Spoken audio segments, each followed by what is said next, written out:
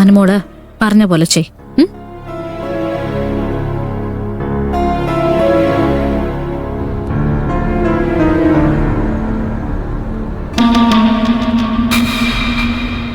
Madam, കല്യാണിയുടെ കാര്യം സിമ്പിളായിട്ട് അവസാനിപ്പിച്ചില്ലേ? സൂപ്പർ. എന്റെ ശ്രേയമോളെ കുറിച്ച് നീ എന്താ വിചാരിച്ചേ? നിനക്കും ഒരുപാട് പഠിക്കാനുണ്ട് മോളുടെ കയ്യിൽ നിന്ന്. ഹേമേ, ചെന്ന് കയറുമ്പോ ആരതിയും വിളക്ക് കൊടുക്കാനുള്ള ഏർപ്പാട് ചെയ്തോ? ഷോ, അത് ഞാനങ്ങ് മറന്നു. അനുവിനെ ഇപ്പൊ തന്നെ വിളിക്കമ്മേ. ഒരു മിനിറ്റ്.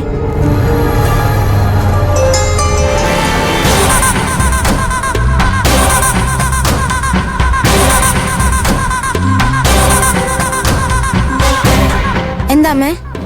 എടി അനു, ആരതിയും വിളക്കും ഒക്കെ എടുത്ത് റെഡിയാക്കി വെക്ക്. അതൊക്കെ റെഡിയാക്കി വെച്ചിട്ടുണ്ട്.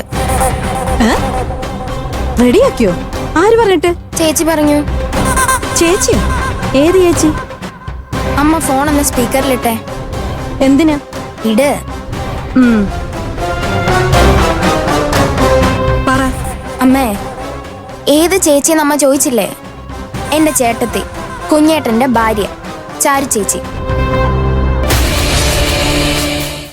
ആ ഒരു ചേച്ചി മാത്രമേ എനിക്കുള്ളൂ.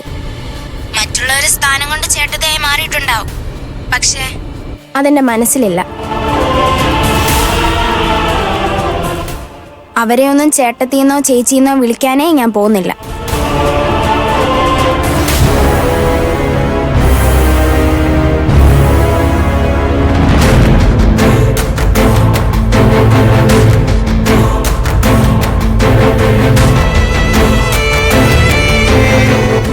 അനുവിന് അഹങ്കാരം കൂടുതലാണമ്മേ. അപ്പച്ചിയേക്കാ ദേഷ്യക്കാരിയാ അനു. മാഡം, അനു അങ്ങനെയാ, കുട്ടിയല്ലേ. മാഡം ഒന്നും മനസ്സിൽ വെക്കണ്ട. മനസ്സിൽ വെക്കണ്ടാന്നോ? ഞാൻ അവിടെ ചെന്ന് കേറട്ടെ.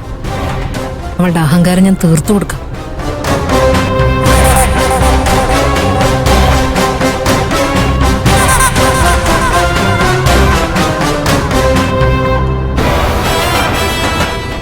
അനുകുട്ടിയാണെന്ന് എനിക്കറിയാലോ. ഞാനതൊക്കെ ഒരു തമാശയായിട്ട് എടുത്തിട്ടുള്ളൂ.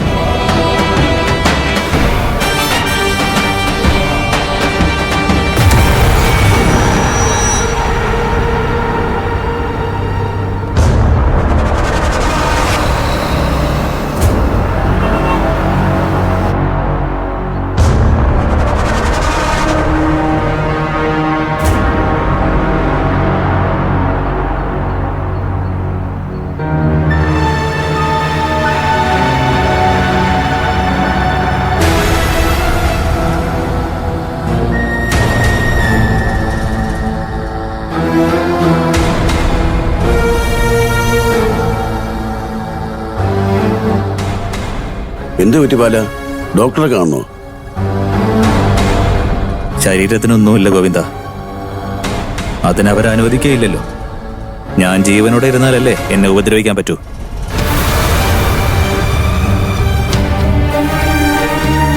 ശരീരത്തിനല്ലടോ, മനസ്സാ ശരിയല്ലാത്തത്. അറിയാൻ പാല, നമ്മുടെ സമാധാനം കളയാനാ ശ്രേയ ഇതൊക്കെ ചെയ്തത്. അതെ ഗോവിന്ദ, നമ്മള് വിചാരിച്ചതിൽ അപകടകാരി അവള് മനസ്സിൽ വിചാരിച്ചത് നടത്തിയെടുക്കാൻ ഒരു പാവം പെൺകുട്ടിയുടെ ജീവൻ വെച്ചല്ലേ അവള് കളിച്ചത്. അവള് മനുഷ്യജന്മം അല്ല ഗോവിന്ദ. ഇങ്ങനൊരു പെണ്ണിനെ ഞാൻ കണ്ടിട്ടില്ല. അച്ഛാ, നടന്നത് നടന്നു. ഇനി അതാലോചിച്ച് വിഷമിച്ചിട്ട് കാര്യമില്ല. ഇനി എന്ത് വേണം ചിന്തിക്കാൻ.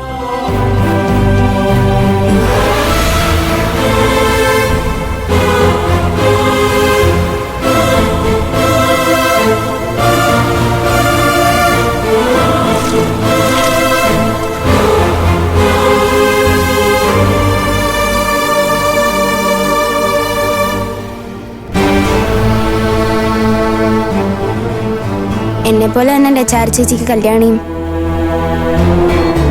അവളോടിങ്ങനെ ക്രൂവലായി പെരുമാറിയ ശ്രേയെ എന്തിനാ സ്വീകരിക്കുന്നത്? വേണം മോളെ, നമ്മളായിട്ടൊന്നിനും തടസ്സം നിൽക്കണ്ട. അമ്മായി അരവിന്ദേട്ടനും അതൊരു വഴക്കാക്കി മാറ്റും.